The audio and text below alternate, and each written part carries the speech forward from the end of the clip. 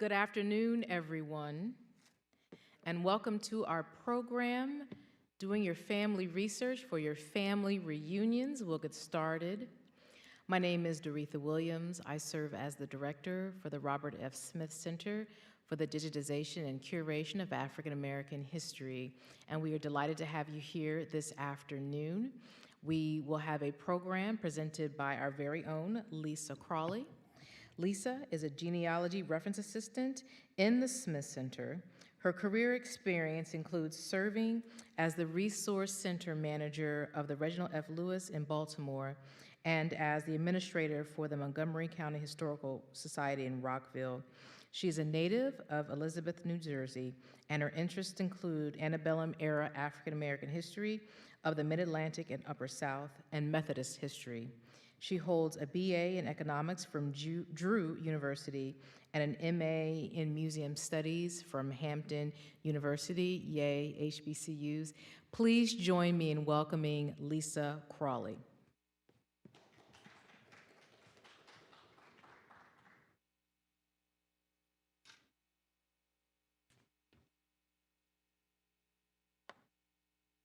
Thank you, Doretha.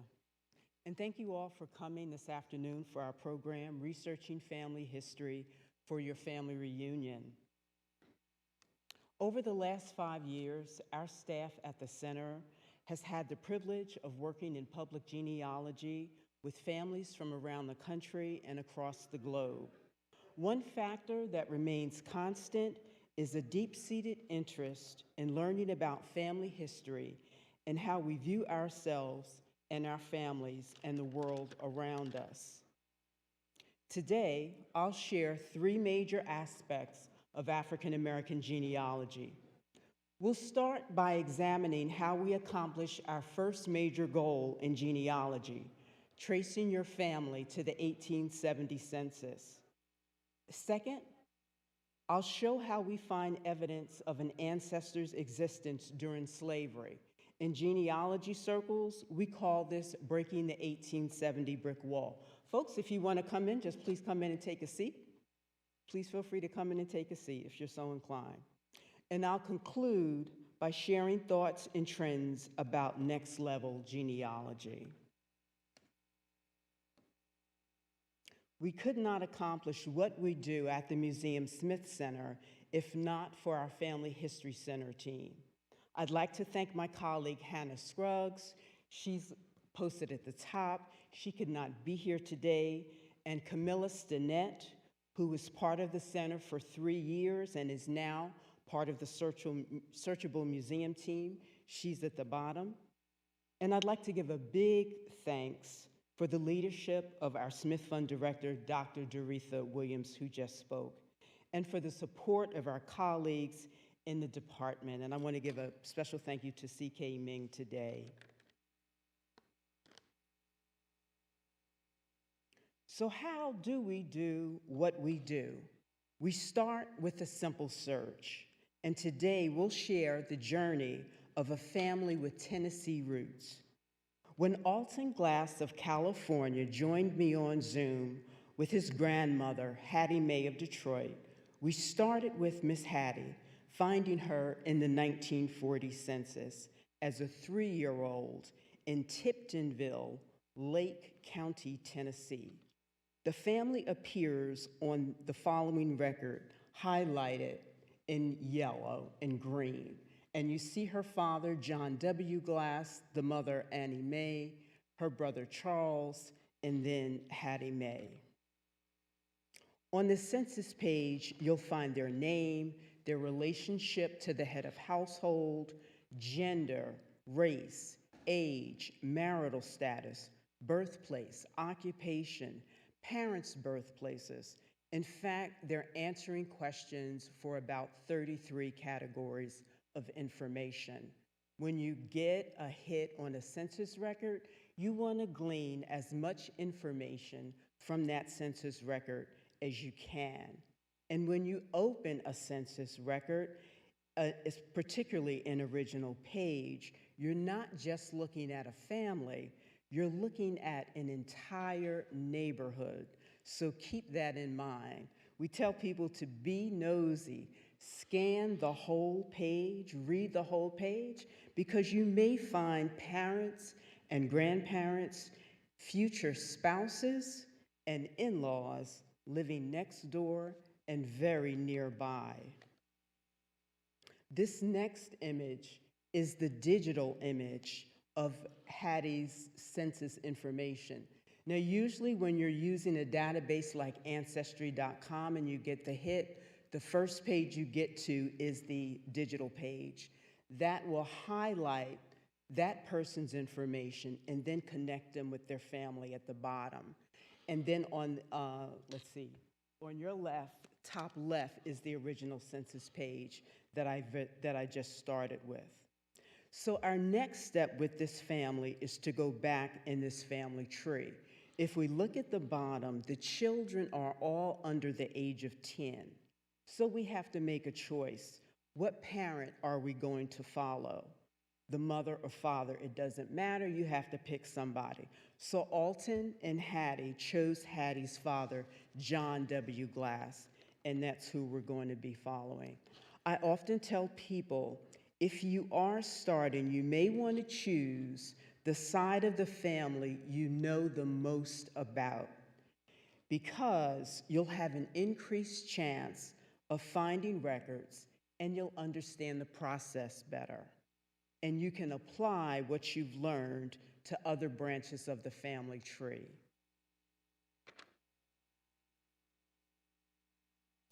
With John W., we want to find him with his birth family. And this delayed birth record from the state of Tennessee fits the bill.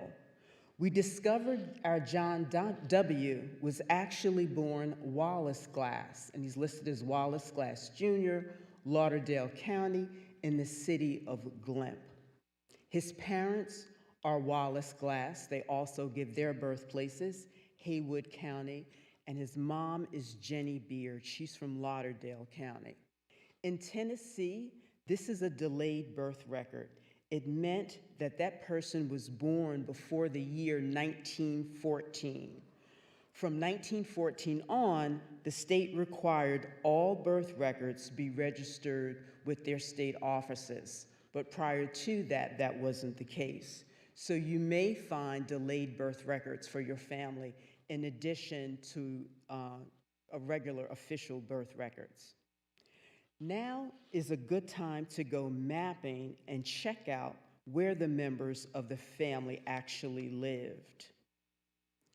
And so thus far, we've identified 3 counties for this family. Hattie was from Lake County. That's where Tiptonville is. Lake County is at the very top of this page. And it's funny because she's from Tiptonville in Lake County, but yet there is a Tipton in Western Tennessee County as well. Her father, Wallace, was from Lauderdale County, and his father, Wallace, was from Haywood County. All 3 counties are located in Western Tennessee. 2 of the counties border Missouri and Arkansas. So your family's history is going to be connected to the local and regional history of the state where they came from.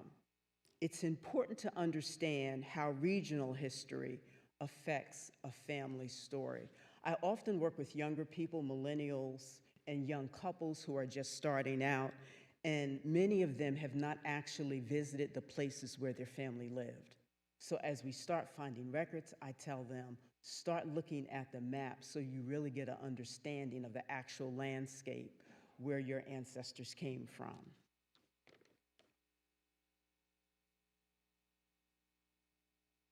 This 1910 census record for Lauderdale County, Tennessee, shows the entire Glass family, including 7 other children besides John Wallace, Hattie's family. He's listed 3rd from the bottom at age 5. There is also a 2-month-old baby boy identified as Fat Rag. I don't know if that was the family's nickname for him or if that was part of the census taker's humor. At the bottom, he's listed as 0. So if you ever see a 0 on a digital record, Open the actual census record, and that person will be listed with a fraction. So he was actually 2 over 12 or 2 months old. We also have the marriage record for the parents, Wallace Glass and Jenny Beard, and they were married in Lauderdale County, where she's from, in 1896.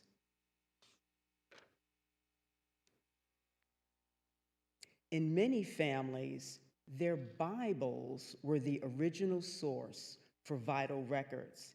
This is the Ellis Family Bible pictured here. It's in the museum's permanent collection. It outlines births, marriages, and deaths for the Ellis family. These Bibles, where you could record entries, were very popular in the late 19th century. I always tell people as we work with them in sessions, ask if you have family Bibles. And often these pages are usually located in the middle of those Bibles, listing births, marriages, and deaths. Do any of you have any family Bibles in your family? Anybody? Nobody? Okay, well, I do. Oh, okay, you do? Okay, three? Okay, 3 of us, all right. If you can't get your family back to the 19th century by record, see what vital records are missing and try to obtain them. Your vital records list is really important because it allows you to identify that next generation. Check out the CDC website, Where to Write for Vital Records. This outlines how to obtain vital records for all states in all U.S. territories. Many of the CDC web pages also identifies when a state began keeping vital records. For older vital records, those that are 50 years old, 75 years old, 100 years old, you may have to contact the county government, the state archives, the state library, or the state historical society. Oftentimes we work with people, and in doing these sessions, we usually, our guests usually fall into about 3 different groups. We either find records and we stop somewhere between 1900 and 1920. The next group will find records on them and stop around 1880 or 1870. And then for others, if they were free, we can continue to find records for them. And then others, we try to identify a potential slave owner, and so we stop around 1870. But again, when we're working with people and we stop somewhere between 1900 and 1920, it's usually because we're looking for a vital record, and that vital record is not available through Ancestry, so you have to actually acquire it. So again, take the time to try to find that vital record.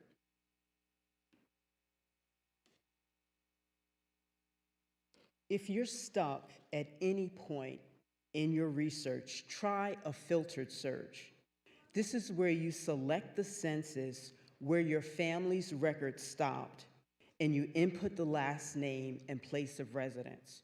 You can try a variety of searches this way. You may just want to input their first name and where the family lived. And then you'll see what citations can come up for that family. So I just did a sample for the Glass family.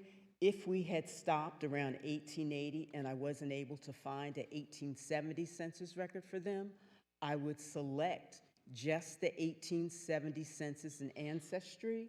I would put their last name in Glass, and then under lived in, I would put the county. So I put Lauderdale County, Tennessee. And then when I do that, I get this return. It will give me all these different names of people who were with the last name of Glass living in Lauderdale County. So this could be a way or a method of picking up another person in your family tree if you couldn't automatically find them by just clicking and searching the way we normally do.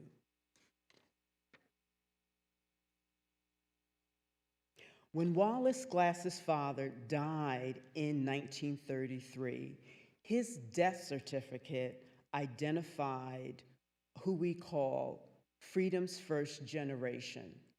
the generation born in slavery who lived to see emancipation and raised their children during Reconstruction.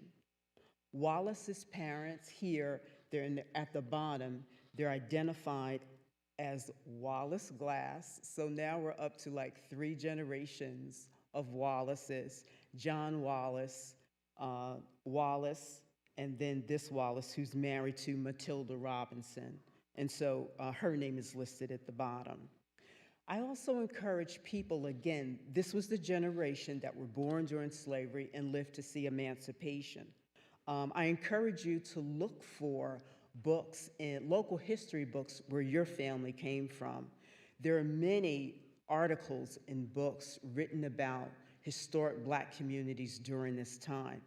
And the phrase, freedom's first generation, I borrow from a book by the late Professor Robert Ing, who wrote the book, Freedom's First Generation, Black Hampton, Virginia, 1861 to 1890. And so reading those books like that will help give you context and give you a better understanding of that generation born in slavery and who lived to see emancipation. With this 1870 census, we can now see the whole family. Wallace, the father, age 56, was born around 1824, estimated birth. Tilda, the mother, age 45, was born around 1835. And then there are 4 children, Ada, Tilda, Sally, and Wallace. And so again, on this census, the mother's name is actually Matilda. The census enumerator recorded her as Tilda. So you have to be flexible with those names whenever you're looking for records. The 1870 census identifies Wallace Glass as born in Virginia.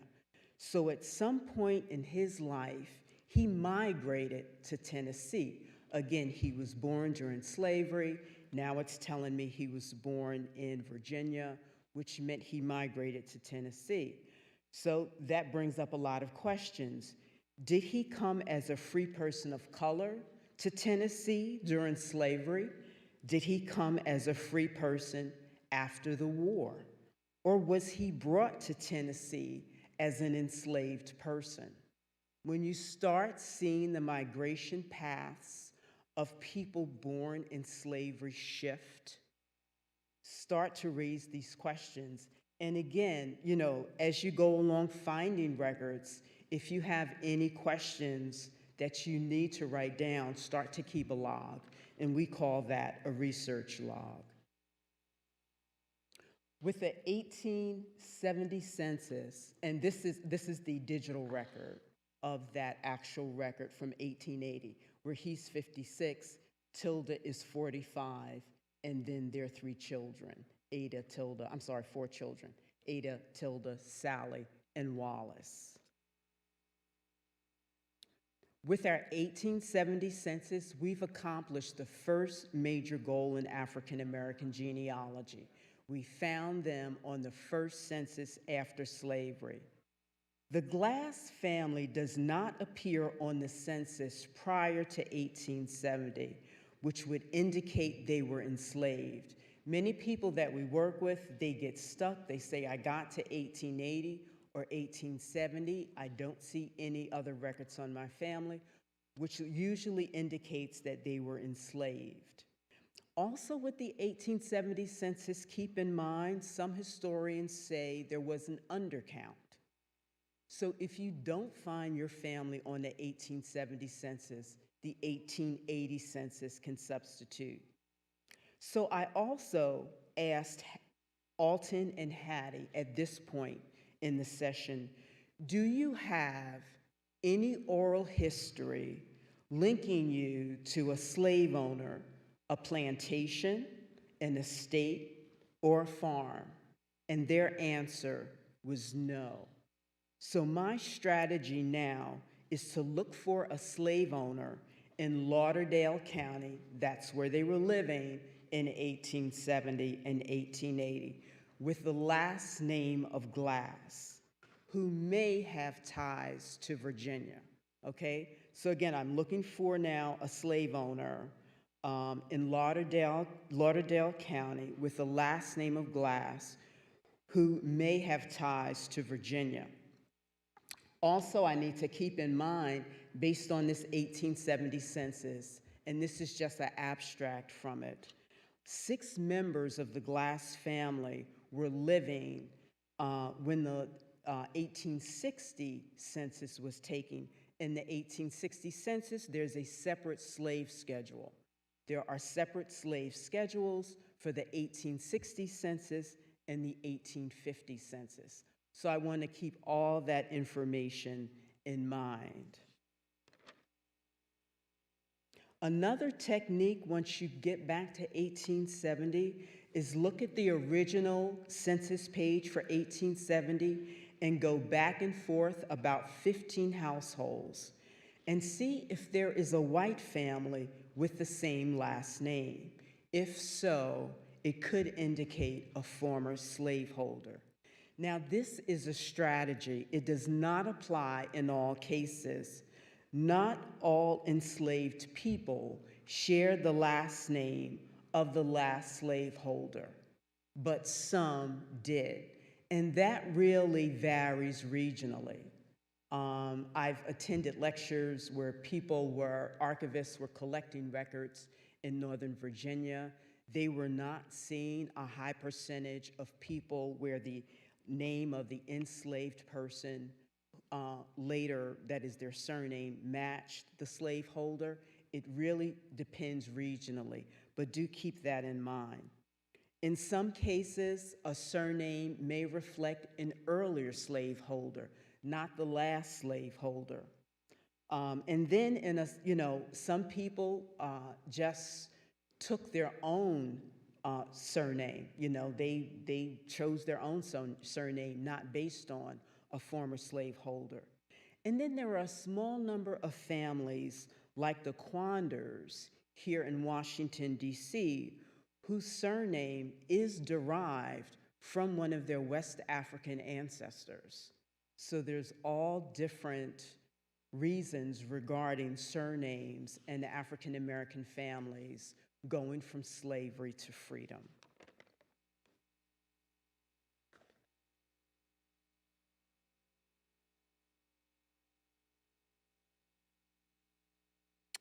If you stop at the 1880 or 1870 census, then you need to select the 1860 and 1850 slave schedule. When you're using Ancestry, LibraryEdition.com, Family Search, whatever database you're on, usually that slave schedule is not going to automatically appear. So when I use the slave schedules, you can only use one at a time. For 1860 and 1850, I happened to find just one Glass slave owner, that is one slave owner with the surname of Glass for Lauderdale County. And his name was P.T. Glass. 99%, and this is a 1860 slave schedule, so you'll see he's second from the top. And that is it looks like it's spelled G-L-A-S-F or G-L-A-S-P. That's the Old English spelling. And then next to his name starts the actual inventory of people who he owned. So you'll see one 40-year-old male black, one 25-year-old male black, and then it goes on and on and on and on. 99% of slave schedules identify slave owners with an inventory and a list of their enslaved community by age, gender, and race, but without names. However, there are a handful, and I literally mean a handful of slave schedules that do list the first names of the enslaved. One example is Hampshire County, Virginia. That slave schedule, if your family is from Hampshire County, Virginia, they actually listed the names of the slaves on that slave schedule. And there are about 4 more. If you need more information on that, please feel free to contact us and I'll give you our contact information at the end. But it wasn't easy to find P.T. Glass because the digital pages spelled his name G-L-O-S, and it also spelled his name G-L-A-P. So how I found it, I used something called wild cards. We have wild cards in poker, and we have wild cards in genealogy. And the way a wild card works, I used the letters GL and then an asterisk, the first 2 letters of that family's name. And then where it says lived in, I type in Lauderdale County, their place of residence. The database then lists all county slaveholders whose name starts with those first 2 letters. That's how I found P.T. Glass. After I find him, I need to start the process all over again and use census searches and the internet to find out more information about P.T. Glass. And so, again, the digital page actually spelled his name P.F. Glapp, G-L-A-P. So it took us a while before we actually found this slave schedule, and then again, it lists the inventory of enslaved people. And so when I started doing census searches and other internet searches on this, what we call a potential slave owner, a PSO, his census revealed that he was born in 1824 in Virginia. So that was a big, I was like, wow, right? Our patriarch, Wallace Glass, where was he born? In Virginia, and somehow came to Tennessee. The internet also revealed he was from Halifax County, Virginia, and that he migrated to Weakley, Tennessee with his parents. He became a lawyer. He served with the Confederate Army. He was a Tennessee state representative and a member of the 49th and 50th U.S. Congress. So now we need to look for wills, and we started, but we were at the end of a session. So I had to click out of that session with Zoom. And usually, I think that session was well over an hour, and I had had multiple sessions with Alton and Hattie Mae at that point. And so I clicked out of Zoom. It was the end of the afternoon. But this whole search really kept gnawing at me that I felt we were so close. And, could he be the actual slave owner? And so then something said, I just got the idea, just do a simple Google search. And so I Googled slaves of Presley Thornton Glass, Lauderdale County, Tennessee, right? I had a name, I had a location. Who am I looking for? I'm looking for his enslaved community. And then I found this.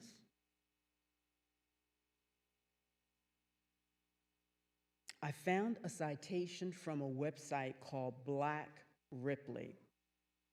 It's a history blog about African American families in Ripley, Tennessee, and the surrounding region. 8 years ago, someone by the name of Tiffany, and it says author over there on the left-hand side, she posted this blog all about Presley Thornton leaving $5 to his former enslaved man, Prince Glass, in his 1901 will, 36 years after the end of the Civil War. And I didn't often think to look at wills after the Civil War, And so here it was in this 1901 will, he was leaving $5 to Prince Glass. So who is Prince Glass? If we go back, and this is the actual will. Then I went back in, I got back on Ancestry. It was that same 1901 will, and he was like item 9 in the actual will.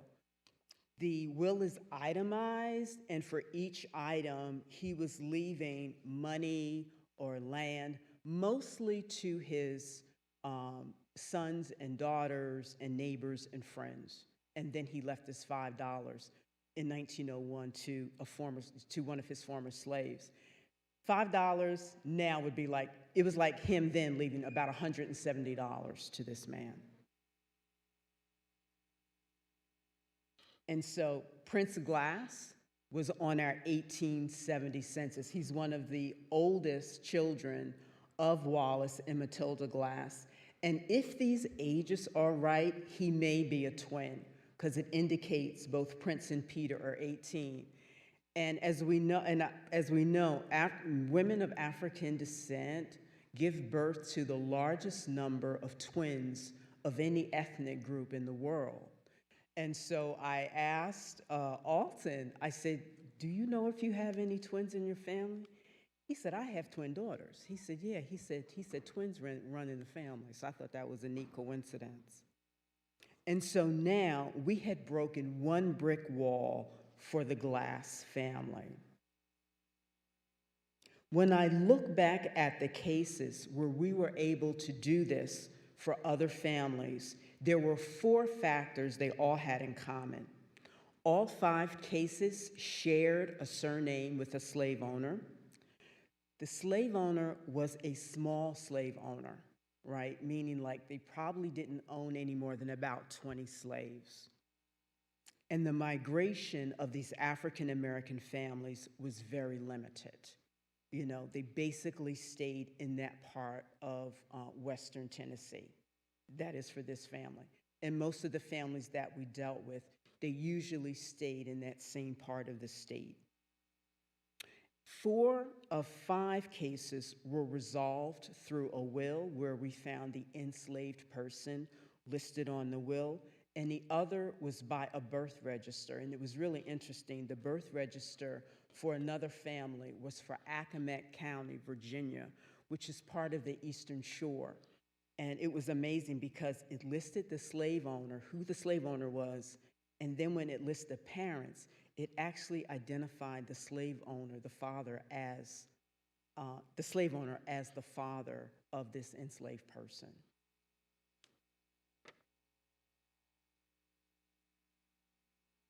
I also encourage our researchers to go beyond databases. You have to check out resources at state archives, libraries, courthouses, and the Historical Society. You know, people will come into the Family History Center, they'll say, what's the gold standard? What's the best database to use? And I'll say, it's really about, look at this like you're putting together a good term paper. You want to use as many databases, but you want to use as many sources as possible. So don't just stay on the database, everybody, you know, because you can find so much information usually really quickly if you at least know the basic information of your family. Everybody wants to stay on it. But when people of my age, when we started doing this research decades ago, we had to sit there with microfilm and just crank away and crank away. So we were used to like being there, you know, like a long period of time. But now, you know, you just click, click, click, and everything automatically comes up. But again, you do want to do local research. So some of the other records that are available that identify enslaved people include slave birth registers, Freedmen's Bank records, and mostly Freedmen's Bank records are located in large southern cities, and that record collection is online for free. Freedmen's Bureau records, one of the largest collections on former enslaved people. The museum had a transcription project for a number of years here, and now they will be releasing a portal, so stay tuned for that, because that will be released in the coming weeks. There are also cohabitation records and plantation ledgers, account books, as well as wills, deeds, bills of sale, and property records. And in closing, I'd like to just share a couple of thoughts about taking your genealogy to the next level. If you are part of a family reunion, keep doing what you're doing, keep meeting, keep traveling, keep coming to this museum, And take time to explore your own regional African American history, where your family came from and with your family. This year, I had the privilege of doing an outreach program with William Terrell of Union, New Jersey. This is a picture of his family reunion, and they come from eastern Georgia. Some of their family lived in a county called Glenn County, Georgia. And there's a wonderful website called Golden Isles that promotes African American historic sites of eastern Georgia. And so that's part of this website shown here on the slide. That website highlights your historic Black churches, your schools, and enslaved cabins, plantation sites, all kinds of information. So make sure that, particularly if you have family reunions where your family came from, check out the local history in those communities. Pictured here is Maggie. Maggie is the Midwest African American Genealogy Institute. And right here in Washington, D.C., we have AAHC, the Afro-American Historical and Genealogical Society, and they have chapters around the country. If you want to learn more, if you want to network with other genealogists and attend lectures and present your family research, think about joining the larger genealogy community. Many people I work with, they're just doing genealogy at home. Sometimes they're doing it with other family members. They may not be aware of what I call the world of genealogy. There are genealogy societies at all levels: the county level, the state level, the regional level, the national level. So if you are so inclined, please seek those places out.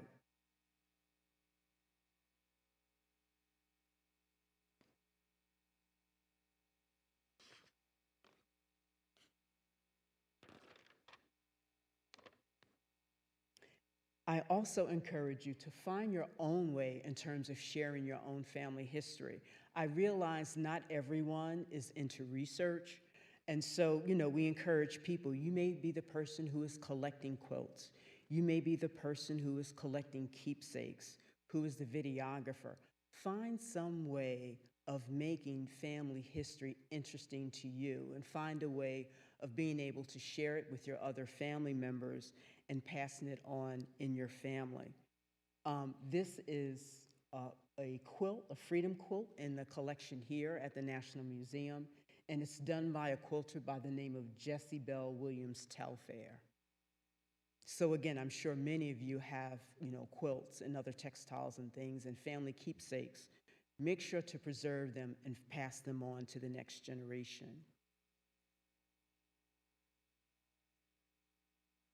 And then you want to make plans for your own legacy research. I had a session this year with a young woman who received a genealogy collection from a member of her family. Her ancestors were enslaved at the William Floyd estate on Long Island, and they were later manumitted. And so her history is connected to this site. So she is now charged with preserving and building upon this collection. So again, if you've been working on your research, and particularly if you're of a certain age, start to make plans for sharing those papers, duplicating those papers, and passing that information on. I encourage people to obviously put information on the cloud, keep all of your digital records, and if you have any questions about that, you can certainly ask our digital team in the Smith Fund regarding digital preservation of records. And I also encourage you to keep that old-fashioned binder of just printouts of your own records. Whenever you have a binder, if you're at an event, all you have to do is pull it out. You don't have to find a website or anything. All you have to do is pull it out. So I encourage people to keep their records in both forms. Make sure they get their information digitized, and make sure they keep an old-fashioned binder as well. And then we have something called the GPS. I say genealogy also has a GPS. It's called the Genealogical Proof Standard. The professionals in the region keep standards on genealogy. Most people do genealogy for a hobby, but if you ever want to make sure that your citations and your analysis is right, make sure to confer with the genealogical proof standard. And if you Google it, you can find all information about it. It covers how to analyze what you have, how to work your way through tough cases in genealogy, and then to present a conclusion. And finally, our Family History Center we're offering virtual sessions. So if you are interested in getting started and tracing your family tree, or if you want to pick up and continue, if you've already started, you're at a roadblock, and you want to continue, you can email us for a virtual session. Our sessions are free. All you have to do is email us at familyhistorycenter@si.edu. You email us, we get you an appointment. The day of your appointment, we go live with you on Zoom. We pull up a database and we start finding records on your family. During those sessions, you tell us who you're interested in finding information on. As we find records, you're either going to take a screenshot or take a picture with your phone. We also have plans, folks, of going to a hybrid schedule. We're doing virtual now, but we want to do both. We will be offering on-site sessions again in the Family History Center here in the museum on level 2. They will be done starting on designated days. It won't be every day, but it will be designated days. So you'll have the choice of either coming on site and taking part in a session, or either contacting us virtually for a virtual session. If you visit the Family History Center, it is always open when the museum is open. And currently, we have our latest exhibit that is called The Rise of Descendant Communities. We will also be presenting a symposium on descendant communities in March of 2023, so please look forward to that. And that is, it's a small library style exhibit, and that's a picture of it right here. And this lady is one of the descendants from Somerset Plantation in Cresswell, North Carolina. You can find out more information about that upstairs. And please check out our playlist of genealogy lectures. All you have to do is Google NMAAHC Ustream channel and look for the Robert F. Smith playlist.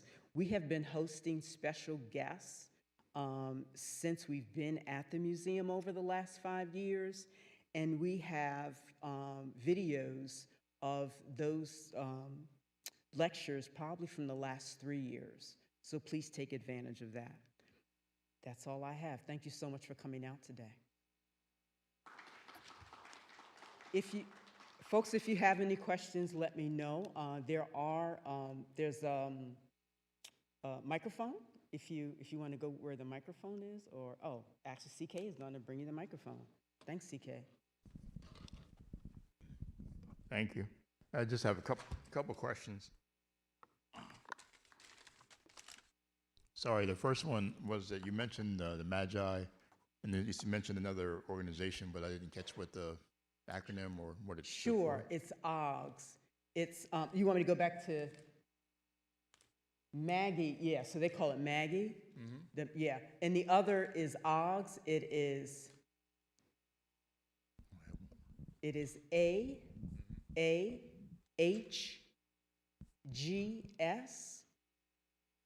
And that stands, it has a very long name.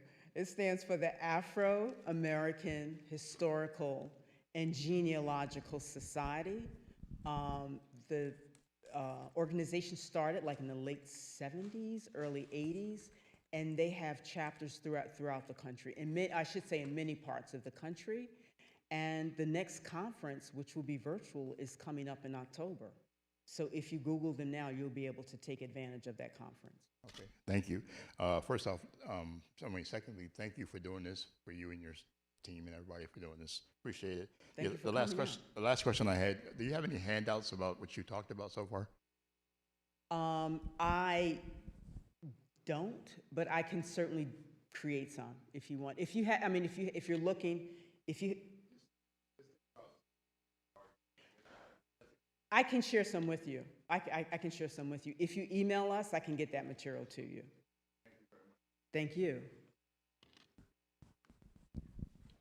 Thank you. Hi, thank Hi. you for doing this lecture. Definitely interesting material. I was curious more about the surname information that you were sharing. Yes. My last name is Liggins, and a lot of times it's Liggans, but I Okay. have seen Liggins, and I'm curious if you've seen tiny not misspellings, but tweaks in spelling and things like that from African American communities. Yes. So the thing is this. Let me go back. Let's see. Okay. Go back to Hattie's record if I can. Okay. This is a digital record, right? If you were to look for your Liggins on a digital record, you may see it spelled all kinds of different ways over different censuses. So it's not that it belongs to African American family. It's just that our databases are wonderful, but the digital records have more errors. They have more spelling errors than the actual original census. So when I'm working with people, I say, take a picture of your digital record, because you can read it easier, but always really analyze and take a picture of the original record as well.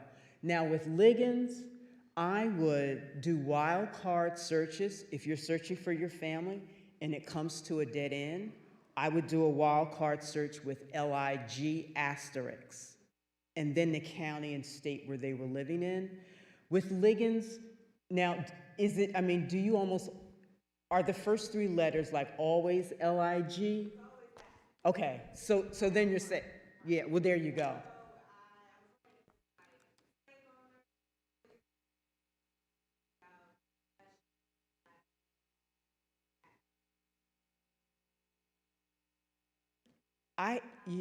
I hear all kinds of stories where families, they want to differentiate their name.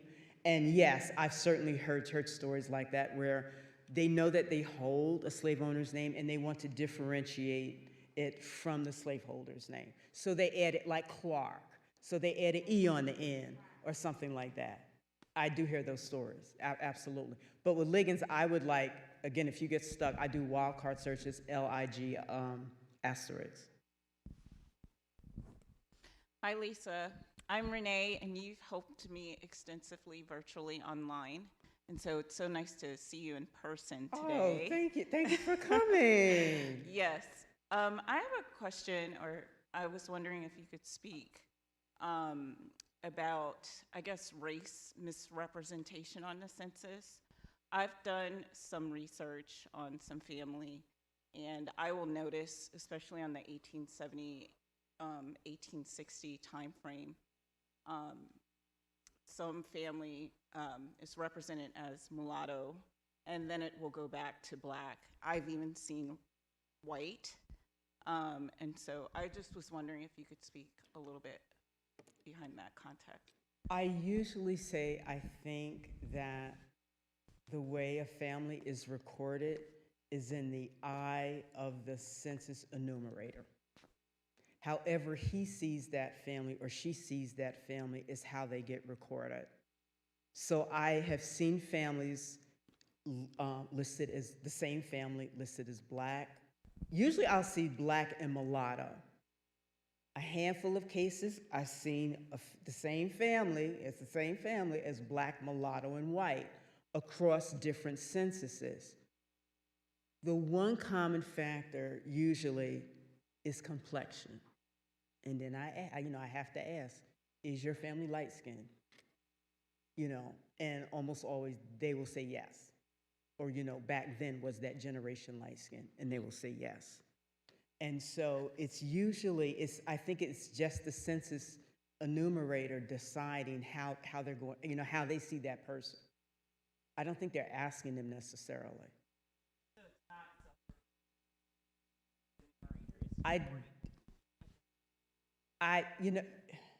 I'm not sure, but like in more cases than not, I think it's the census taker recording, like really taking that information out, really, well, what are you? Because then, and then obviously once you see, like with the 1860s slave schedule, you know it's just a census take, you know, the census taker is just recording it however, you know. But yeah, because you see so much differentiation, it has to be how that census taker is seeing these people. Okay, thank you very much. I have two questions. My family is from West Alabama, and I'm sorry, where in Alabama? West Alabama, West- Southwest Alabama. Okay. And there are virtually no birth records or death records in the early 1900s. I mean, are there any other places other than the places you mentioned? Excellent question. The further west you go from the East Coast, the later vital statistics were established. You say early 1900s, right? We used to give a ballpark year of 1913 as an average of when most states started their vital records. Some started earlier, some started later. If you don't see anything in the early 1900s, the two other places to check would be the county, to see if they kept their own county records, birth records, or marriage or death separate, and a family Bible.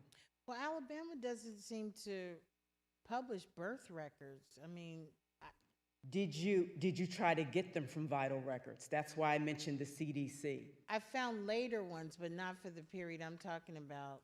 They don't. When you say you found later ones, you were looking just on Ancestry or on the database? No, I actually went to the county and I purchased later ones because they don't publish it okay. anywhere. You have to request it. Okay.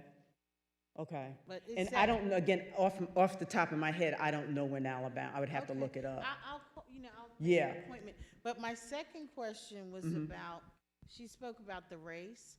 I never see Native American listed, and my family is exactly what you described, white, black, mulatto, when actually there was a lot of Native American. That's never listed.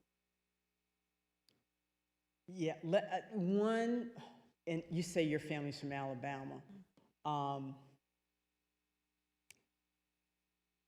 If you give me your contact information, I will email you, because there's a lot behind that question.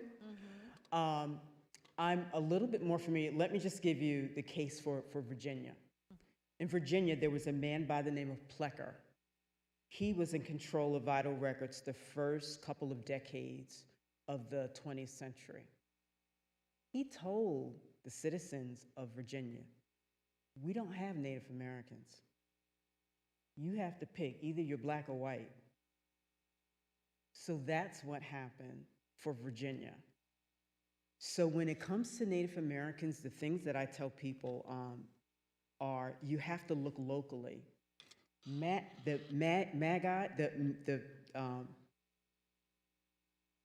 I'm going to point this lady out. 1 second, give me 1 second. This lady here.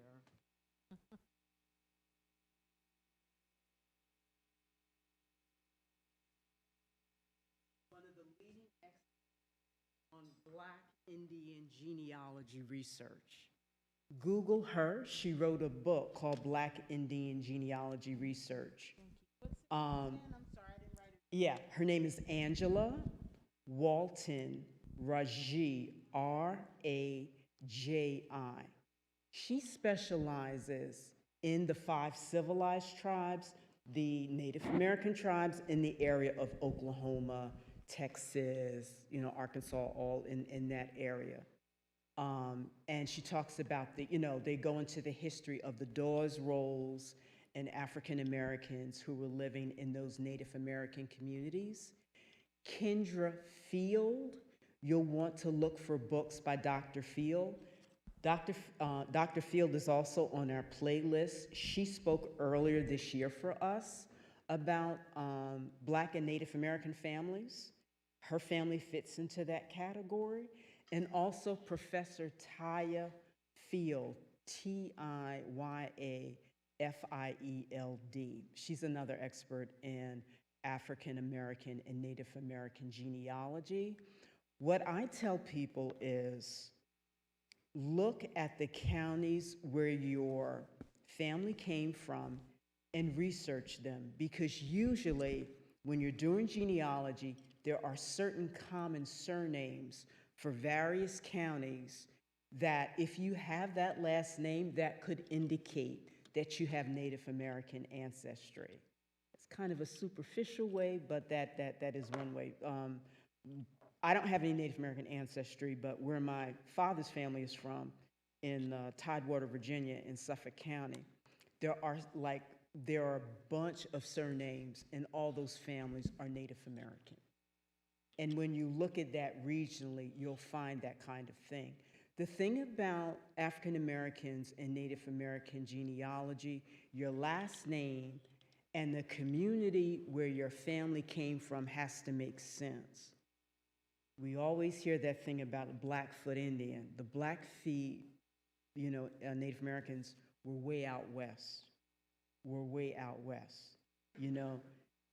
I don't know literally if there were many African Americans who were actually part of the Blackfoot tribe. There could have been, but it wouldn't have been a whole lot. It certainly would not have been as many as people claim to have Blackfoot ancestry who are Black. At one point in American history, among Black or white people, it was just popular or kind of common to say, yes, you had Native American ancestry, even if you didn't. The other thing I tell people about Native American ancestry is think about our oral history, right? Oh, grandpa looks Native American. Oh, great-grandma looked Native American because she had copper skin, long hair, high cheekbones. I always tell people usually classic mulattoes can look classically Native American. My great uncle, he was wonderful. All my great uncles are now deceased, but he said the same thing about my great grandmother, Nora Body. And I found out that her father was one of the members of the Parks family in Parkstown, who were Scotch-Irish. Her mom was a brown-skinned African-American woman. And so she looked classically Native American, and she was a classic mulatto, And so we think about was also, when these relationships happen, whether they were chosen relationships, right? Or if they were rapes, right? It's easier to say that person, instead of going into that history, you just pass down that person as being Native American to explain how they look. So just kind of take all that in, but the main thing is trying to look at, research those local Native Americans in the community where your family came from. You can find out what surnames were common surnames among those Native American families, and there's also DNA as well. I would advise, again, start with, researching, looking at the research of Angela Walton Raji in her book, Black Indian Genealogy Research. Now, again, it deals with those Native Americans who were more like Oklahoma, Texas, Alabama, kind of that era. If your family was from the East Coast, you'll want to look at other books and scholars for that information. But it really, you have to look locally. I hope I answered your question. Okay. Did you take a DNA test?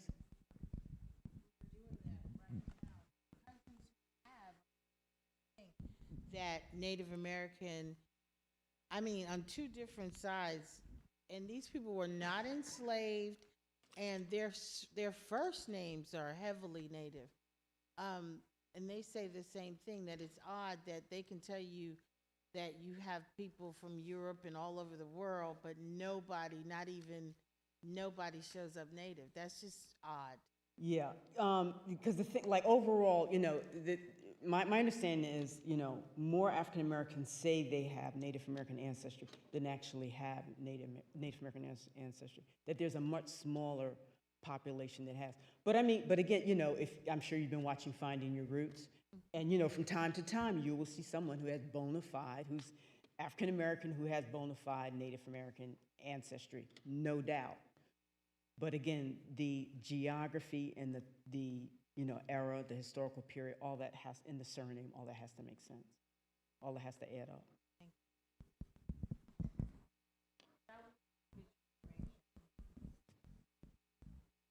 All right.